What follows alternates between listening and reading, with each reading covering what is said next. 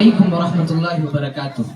الحمد للہ رب العالمین والصلاة والسلام علی نبینا محمد وعلی آلہ وصحبہ اجمعین۔ محترم سامعین، آج کی اس محفل میں میری تقریر کا عنوان ہے وطن سے محبت اور سیاسی شعور۔ آج میں صرف الفاظ بولنے نہیں بلکہ ان زخموں اور قربانیوں کی یاد دلانے آیا ہوں جن کی بدولت آج ہم اس آزاد ہوا میں سانس لے رہے ہیں۔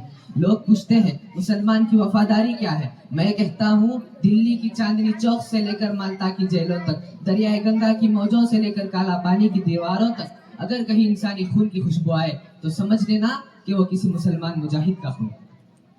وطن سے محبت ہمارے لیے کوئی سیاسی دکھاوا نہیں بلکہ ہمارے ایمان کا ایک مقدس حصہ ہے۔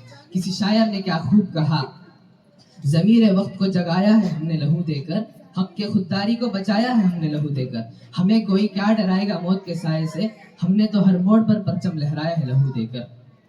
حاضرین، آج جب ہم آزادی کی بات کرتے ہیں تو تاریخ کی وہ پنے کھل جاتے ہیں جنہیں آج لوگ بھول چکے ہیں۔ 1857 کی آزادی کی لڑائی میں صرف دلی سے لے کر تھانہ بھون تک 30,000 سے زیادہ علماء کو سولی پر لٹکایا گیا تھا۔ اتہاس گواہ ہے کہ وہ وقت ایسا تھا جس میں کوئی درخت ایسا نہیں بچا جس پر کسی علماء کی لاش نہ لٹک رہی ہو۔ یاد کیجئے شیخ الہند مولانا محمود الحسن کو جنہیں مالٹا کی ٹھنڈی جیلوں میں تپتی ہوئی برف پر لٹایا گیا اور کہا کہ آزادی کا خواب چھوڑ دو، تو انہوں نے فرمایا میرا جسم گل سکتا ہے لیکن میری روح غلامی نہیں کر سکتی۔ حاضرین، ہم اس ملک کے مہمان یا مسافر نہیں کہ کوئی ہمیں جب چاہے گھر سے نکلنے کی دھمکی دے۔ ہم تو اس چمن کے اصلی مالک اور وارث ہیں۔ جب ساری دنیا انگریزوں کے سامنے آزادی کے لیے گھٹنے ٹیک رہی تھی تب ہمارے علماء پھانسی کے فندوں کو چوم رہے تھے۔ اس مٹی کو ہم نے صرف پانی سے نہیں بلکہ اپنے لہو سے سینچا ہے، اسی لیے آج کسی کو یہ حق نہیں بنتا کہ وہ ہماری وفاداری پہ انگلی اٹھائے۔ لیکن حاضرین، آج 2026 میں ہمیں سمجھنا ہوگا کہ صرف نعرے لگانے اور دوسروں کی طرح بنا سوچے سمجھے سڑکوں پر نکل کر چیخنے سے مسائل حل نہیں ہوتے۔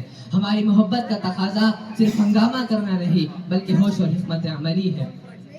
ہمیں شعور پیدا کرنا ہوگا، ہمیں پڑھائی کرنی ہوگی، ہمیں پولیس اور ایڈمنسٹریٹو سروس میں جا کر اپنا لوہا منوانا ہوگا۔ نعروں سے رستے نہیں بنتے بلکہ پڑھائی اور طاقت سے منزلیں ملتی ہیں۔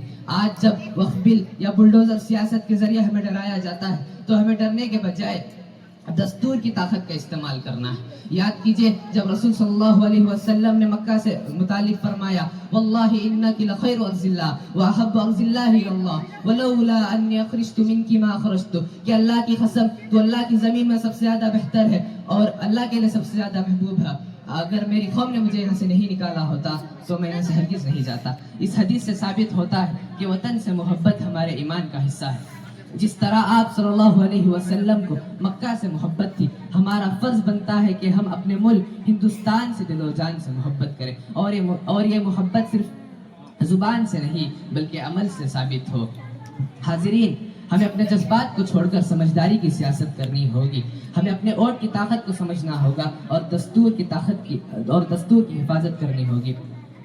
یاد رکھیے ہم اس ملک کی قسمت ہے، ہماری آزادی کسی کی خیرات نہیں۔ جزاک اللہ خیر۔ السلام علیکم ورحمۃ اللہ وبرکاتہ۔